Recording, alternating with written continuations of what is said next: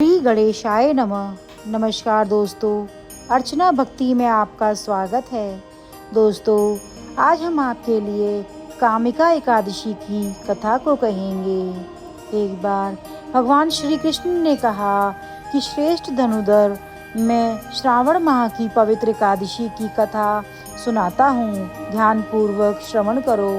एक बार इस एकादशी की पावन कथा को भीष्म पितामह ने लोकहित के लिए नारद जी से कहा था। एक समय नारद जी ने कहा, हे पितामह, आज मेरी श्रावण के कृष्ण पक्ष की एकादशी की कथा सुनने की इच्छा है, अतः आप इस एकादशी की व्रत कथा का विधान सुनाइए। नारद जी की इच्छा को सुन भीष्म पितामह ने कहा कि हे नारद जी, आपने बहुत ही सुंदर प्रस्ताव किया है। अब आप बहुत ध्यानपूर्वक इसे श्रवण कीजिए। श्रावण माह के कृष्ण पक्ष की एकादशी का नाम कामिका एकादशी है। इस एकादशी की कथा सुनने मात्र से ही वाजपेयी यज्ञ के फल की प्राप्ति होती है। कामिका एकादशी के उपवास में शंख चक्र गदाधारी भगवान विष्णु का पूजन होता है।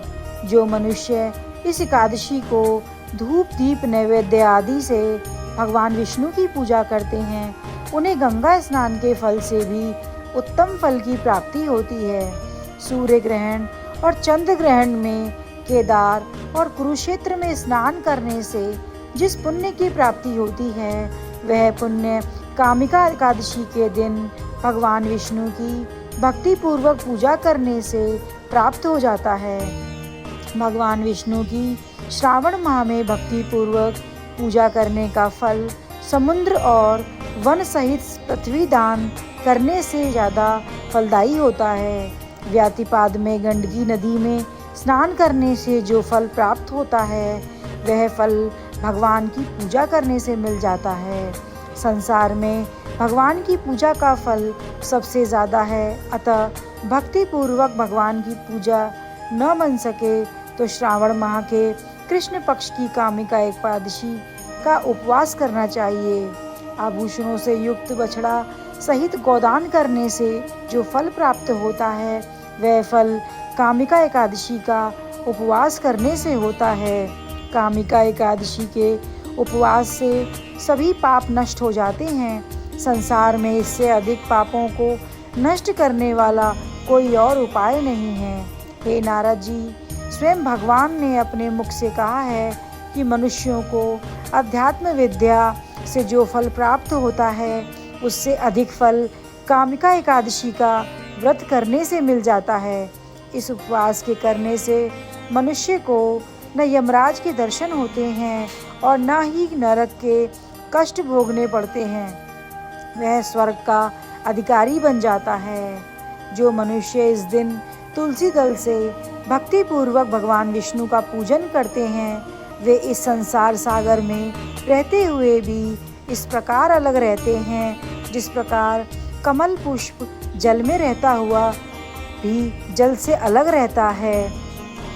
तुलसी जी के दर्शन मात्र से मनुष्य के सभी पाप नष्ट हो जाते हैं और शरीर के स्पर्श मात्र से मनुष्य पवित्र हो जाता है। तुलसी जी को जल से स्नान कराने से मनुष्य की सभी यम यातनाएं नष्ट हो जाती हैं। जो मनुष्य तुलसी जी को भक्ति पूर्वक भगवान के श्री चरण कमलों में अर्पित करता है, उसे मुक्ति मिलती है। कथा। एक गांव में एक वीर क्षत्रिय रहता था।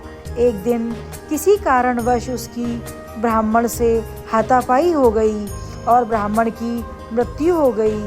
अपने हाथों मारे गए ब्राह्मण की क्रिया उस क्षत्रिय ने करनी चाहिए, परंतु पंडितों ने उसे क्रिया में शामिल होने से मना कर दिया।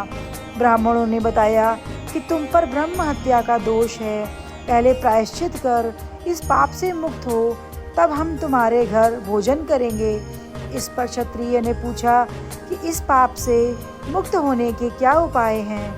तब ब्राह्मणों ने बताया कि श्रावण माह के कृष्ण पक्ष की एकादशी को भक्ति भाव से भगवान श्रीधर का व्रत एवं पूजन कर ब्राह्मणों को भोजन करा के सदक्षिणा के साथ आशीर्वाद प्राप्त करने से इस पाप से मुक्ति मिलेगी। पंडितों के बताए हुए तरीके पर व्रत कराने वाली रात में भगवान श्रीधर ने क्षत्रिय को दर्शन देकर कहा कि तुम्हें ब्रह्म हत्या के पाप से मुक्ति मिल गई है। इस व्रत के करने से ब्रह्म हत्या आदि के सभी पाप नष्ट हो जाते हैं और इस लोक में सुख भोग कर प्राणी अंत में विष्णु लोक को जाते हैं। इस कामिका एकादशी के महात्म्य के श्रवण व पठन से मनुष्य स्वर्ग लोक को प्राप्त करते हैं। जय श्री हरि।